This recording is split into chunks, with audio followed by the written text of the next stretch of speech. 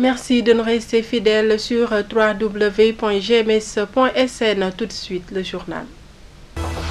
Adoption de la loi sur la transplantation d'organes au Sénégal, la décision divise les citoyens à Ziguinchor. Si certains voient en cette loi une avancée significative pour sauver des vies, certains par contre invitent à la prudence quant à son application sur le terrain. La presse régionale en retraite au Cap Skirring pour 72 heures. L'association des professionnels de l'information et de la communication compte mettre à profit le week-end pour examiner plusieurs thèmes liés au développement de la Casamance et renouveler ses instances. Le reportage du jour est consacré à la fabrication de meubles en rotin, un métier charmant certes mais qui a du mal à nourrir son homme. La rubrique Société, l'actualité internationale et la page des sports mettront fin à ce journal. Tout de suite, le développement. Bienvenue à tous. Le Sénégal vient de voter la loi autorisant la transplantation d'organes. L'annonce a été faite par le ministre de la Santé et de l'Action sociale à Ziguinchor. Même si cette nouvelle loi est encore méconnue par certains, d'autres cependant ont donné leurs avis. Reportage. L'annonce faite par le ministre de la Santé et de l'Action sociale sur l'effectivité de la transplantation d'organes au Sénégal a été bien accueillie à Ziguinchor par la plupart des personnes interrogées. Ces dernières trouvent en cette loi une nécessité pour sauver des vies humaines. Si c'est ma part, je trouve que c'est nécessaire parce qu'avant tout, c'est la santé. La santé est nécessaire. Tout le monde ne peut pas être au même pied d'égalité. Peut-être toi, tu peux te sentir mieux et d'autres n'arrivent pas. Quand tu peux encore le mettre en secours, là, si moi, je trouve ça nécessaire, c'est une bonne loi. Je trouve cette nouvelle loi qui est très intéressante pour moi parce que ça permet aussi de... C'est une question de faire revivre quelqu'un ou d'aider quelqu'un qui est malade. C'est une bonne chose, j'apprécie beaucoup. Et moi-même, je suis prêt à aider le patient, le malade qui est atteint de cette maladie. Oui, je suis pour cette nouvelle loi. D'autres, cependant, ont encore des doutes à accepter cette nouvelle loi. Je le vois comme un cas de risque. Hein? Oui, parce que si je dis c'est un cas de risque, donc pour enlever un de tes reins, pour le donner à quelqu'un, donc vu que vous allez certes sauver la personne dont qui va donner le rein, mais alors, toi aussi, tu es dans une situation de risque. Oui, parce que en ce moment-là, tu seras avec un seul rein. Donc, par exemple, personne ne sait, mais un seul rein, je peux dire que ce n'est pas garanti d'âge. Toutefois, la plupart des citoyens ne sont pas encore au courant de cette loi. Donc, n'est-il pas temps que les autorités mettent sur place des stratégies pour sensibiliser davantage les populations? C'est parti pour 72 heures de réflexion autour des enjeux du développement de la Casamance. L'association des professionnels de l'information et de la communication en assemblée générale au Cap Skirring a pris l'initiative d'offrir aux journalistes et d'autres correspondants membres une occasion de cerner les enjeux liés aux questions économiques, sociales et environnementales pour le développement de la Casamance. Aliou Cissé, membre du comité scientifique de l'APIC, s'en explique au micro de Cheikh Tidiane Cissé. Il s'est trouvé que depuis un certain nombre d'années, quasiment 5 ans, nous sommes tombés dans une sorte de léthargie. Et l'ambition aujourd'hui, c'est de relever de cette léthargie-là et de relancer l'APIC et de lui donner tout son lustre d'antan, de lui faire jouer le rôle qui est le sien dans le projet de développement socio-économique et politique de la région. Donc c'est ce qui sous-tend aujourd'hui la retraite que nous allons faire au niveau du Cap Skirring pendant 3 jours. Ce sera donc des activités de communication sur des secteurs aussi clés que l'environnement, les questions de l'environnement, les questions de l'exploitation des ressources extractives, des ressources naturelles, avec tout ce que cela entraîne aujourd'hui comme convoitise et tension au niveau de la région et même de la sous-région. Également sur la question du processus de paix en Casamance, des questions de développement, la place réelle de l'économie de la Casamance au niveau de la sous-région, les implications géopolitiques de la crise au niveau de la Sénégambie méridionale, mais également de renouveler le bureau de l'APIC et de lui donner une mission ferme dans ce sens-là, sur la base de plans d'action que nous avons fini de concocter et que nous allons essayer de valider lors de ce week-end-là. Pendant 3 jours, nous serons en conclave, nous allons plancher un peu sur toutes les questions qui portent sur la redynamisation de l'APIC, lui donner son liste d'antan, sa véritable mission, et également axer notre plan de communication, nos stratégies également de communication autour des axes que je viens de citer tout à l'heure. Place à présent au reportage du jour consacré à l'utilisation du rotin pour la fabrication de meubles, un art qui cache mal le savoir-faire de son pratiquant, mais qui est loin de nourrir son homme. Le reportage porte la signature d'Eva Sagna. L'utilisation du rotin dans la fabrication des meubles, une tendance écologique, c'est aussi de l'art. Trouvé dans son atelier, si au quartier Candé, Moussa Sané exerce ce métier depuis 12 ans. Je fais le métier de rotin. Et celui qui m'a appris d'ailleurs, il est du royaume. On nomme un certain Fidèle Tendin. Actuellement, il est décédé. Actuellement, je peux même vous dire que j'ai fait quelque chose de 12 ans comme ça. Oui, de 12 ans. Le rotin, matière principale utilisée dans cette activité manuelle, est un produit dont l'accès est devenu presque difficile en Casamance. Dans la région, on a encore la matière, mais avec la loi qui interdit aussi la coupe, c'est ce qui nous handicape. Aussi, peut-être on n'a pas aussi la chance d'avoir un permis de coupe, parce qu'on nous dit chaque fois que le rotin c'est formellement interdit. Je ne sais pas comment les agents de forêt vont nous aider au moins à trouver peut-être un quota, quelque chose comme ça, pour pouvoir l'exploiter dans la région. Mais sinon, on a encore du rotin, très très très bon rotin. Oui, dans la région. Moussa est alors contraint de se rabattre sur la Guinée-Bissau pour s'en procurer. Actuellement, au moins pour le trouver, il faut aller en Guinée-Bissau. En général, là-bas, c'est la population, c'est les habitants, les villageois qui en coupent et qui font la vente au niveau de la capitale. Donc, il suffit d'aller, tu achètes, comme toute marchandise, et on vous vend la tige à 1000 francs. Tu as le gros, c'est par qui quoi, c'est par catégorie. Il y a les gros tiges, la grosse tige et les moyennes. L'époque est peu glorieuse vu la rareté de la clientèle. On a un problème de clientèle. Il y a la clientèle, on n'est pas vu, sincèrement. Oui, parce que on a un manque de fonds d'abord. On se démet avec les moyens de bord. Oui, tout ce que nous faisons, c'est juste avec les moyens de bord. Nombreux sont les meubles en rotin qui attendent désespérément preneurs. Le hic demeure le coût élevé des produits. Ici, le salon varie de 200 jusqu'à 300. On sait qu'on vend notre salon. Nu comme ça, nu sans coussin. Les meubles, ça dépend. Pour la durée, je peux même te dire que ça dépend de l'entretien.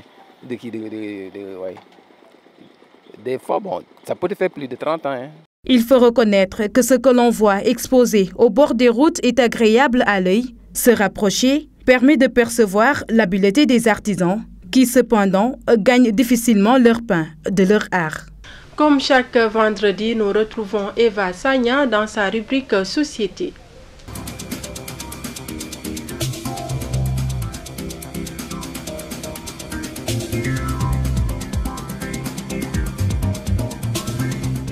Nous sommes vendredi 27 juillet 2018. Bienvenue dans votre rubrique Société.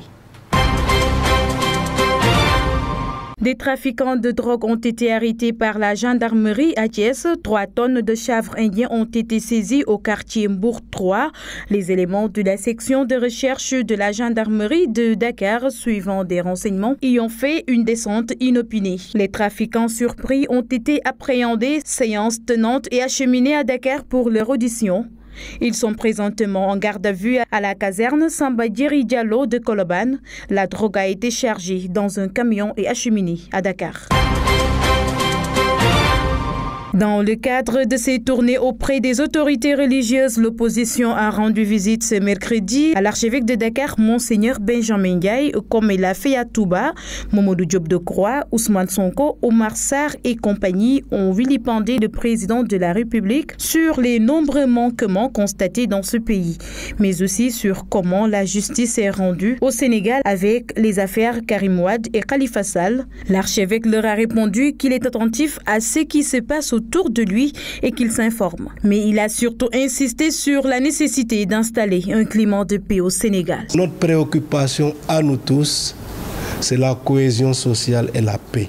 Et cela n'est pas facultatif, c'est un devoir qui incombe à tout citoyen de travailler à cela. Avant de vous recevoir, j'ai reçu ici quelqu'un de la Ligue islamique qui est venu me rendre compte d'une rencontre qu'il a eue récemment, ou du moins son chef hiérarchique, avec le pape François, pour se féliciter de tous les efforts qui sont faits entre différents courants religieux pour préserver la paix. La paix, j'ai eu à le dire, est le meilleur patrimoine, le meilleur legs que nous ont laissé nos ancêtres. Et nous devons tout faire pour préserver cette paix. Évidemment, il y a des moyens pour atteindre la paix. La violence n'en est pas un. Pour avoir la paix, il faut accepter de s'asseoir, de se reconnaître différent, de s'écouter et de faire des propositions sur contre-propositions pour arriver à un consensus. C'est la démarche normale. En conférence de presse, les 139 Sénégalais rapatriés des États-Unis menacent de s'immoler par le feu si le président de la République, Macky Sall, ne les reçoit pas avant la Tabaski. Ils soutiennent que l'État du Sénégal leur doit 15 millions de francs CFA. Selon Ousseynou Sayo, porte-parole du jour, le département américain soutient que chaque migrant rapatrié a droit à 15 millions en guise d'indemnisation. Mais depuis le retour, l'État du Sénégal peine à respecter ses engagements. Il avait promis de le faire dans 3 mois et jusque-là, rien n'est fait. C'est tout pour aujourd'hui. Merci de votre fidélité. Je vous retrouve vendredi prochain. D'ici là, je vous souhaite de passer un excellent week-end en compagnie de nos programmes sur gms.sn. Au revoir.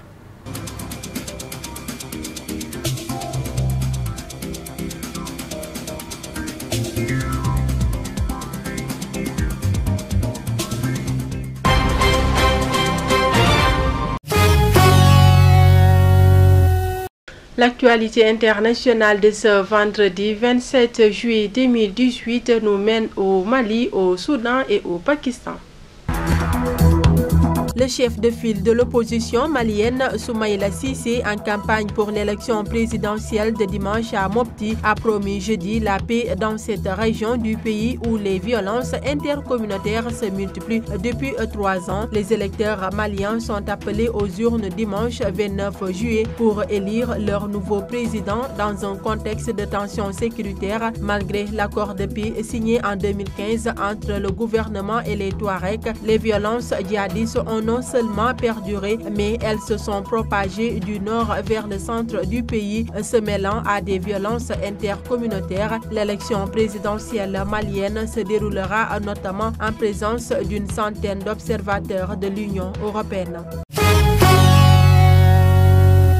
Au Soudan, le gouvernement et les rebelles ont signé mercredi à Khartoum un accord préliminaire sur le partage du pouvoir, une convention qui, selon le ministre soudanais des Affaires étrangères, permettra le retour du dirigeant rebelle Riek Machar au poste de premier vice-président. Un accord final devrait être conclu le 5 août qui donnera aux 2 parties 3 mois pour la formation d'un nouveau gouvernement de transition qui devra faire ses preuves pendant 3 ans.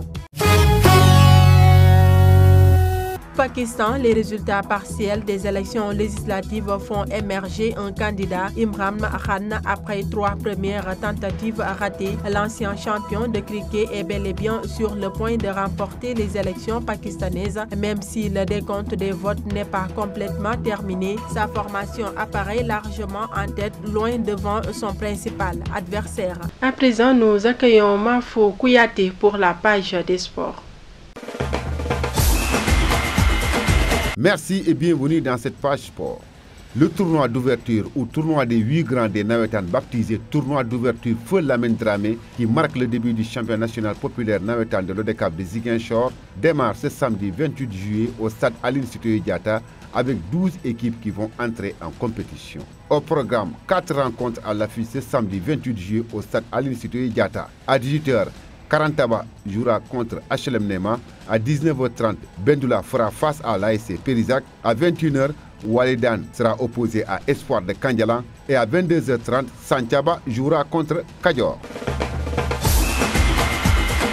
La succession de Malang Diédhiou est lancée. Un nouveau trio va officier aujourd'hui vendredi lors de la rencontre de Ligue africaine des champions devant opposer l'Étoile sportive du Sahel Tunisie à Mbaban Chaoulo du Swaziland. Maguette Ndiaye sera assisté de Djibril Kamara et El Hadj Malik Samba qui reviennent fraîchement de la Russie où se déroulait le mondial 2018. Selon la commission centrale des arbitres CCA, Maguette Ndiaye qui fera son baptême de feu à l'international fait partie des potentiels successeurs de néo-retraités de l'arbitrage Malang Diédhiou au même titre que Daouda Ndiaye et Issa Sy. A noter que le 4e arbitre de cette rencontre est aussi un Sénégalais. Il s'agit de l'arbitre international Alioune Sow Sandigi. Mercato, auteur d'une très belle saison avec son club Kasimpaza, Mbaye Niang a terminé la saison 2017-2018 avec 12 buts en 19 apparitions de Super League attirant l'intérêt à travers l'Europe. L'international sénégalais est dans le viseur de 4 clubs anglais à savoir Leeds City, Reading FC Championship, Bournemouth ou encore Hull City. Ces 4 équipes sont en discussion avec l'agent de Mbaye Ndiaye. L'attaquant de Kasimpasa coûterait 4 millions d'euros. Mais les négociations avec Leeds City ont échoué après qu'il a été révélé que Mbaye Ndiaye devrait demander à la FA un permis de travail pour jouer en Angleterre. Le joueur de 26 ans a pourtant un passeport italien qui lui donnerait le statut d'Union européenne. Ce qui signifie qu'il n'a normalement pas besoin d'un permis de travail pour jouer en Angleterre. Pour rappel, Mbaye Ndiaye est lié à son club actuel jusqu'en 2019. Le feuilleton Mario Balotelli a démarré dès l'ouverture du marché des transferts. Depuis, on ne compte plus le nombre de fois où l'Olympique de Marseille a été annoncé tout proche de finaliser l'opération. Mais force est de constater que, près de 2 mois après le début du mercato estival, l'avenir de l'attaquant de l'OCG, Nice, semble plus flou que jamais, alors que des versions contradictoires circulent sur l'existence ou non d'une offre marseillaise pour l'ancien Milanais. C'est pourtant un transfert très simple. On a dit à Mario Balotelli et à son agent qu'il pouvait partir. Il n'a qu'à choisir son club et on se mettra d'accord avec lui. Si Marseille le veut, il faut juste passer au guichet. Et le guichet est à Nice. Sincèrement, je ne peux pas vous dire pourquoi Marseille ne nous a pas transmis d'offre, confié jeudi un dirigeant du gym à l'équipe. Propriétaire américain de l'AS Roma, James Pallotta, est sorti du silence pour évoquer le détournement de Malcolm, ex-girondin de Bordeaux, 21 ans, par le FC Barcelone. Le Barça nous a présenté ses excuses, mais je n'accepte pas leurs excuses. Le seul moyen pour me les faire accepter, c'est qu'il décide de nous envoyer Messi. Même si on devine une pointe d'humour dans les propos de Pallotta. C'était le dernier élément de ce journal. L'information continue sur www.gms.sn. Merci de votre fidélité et au revoir.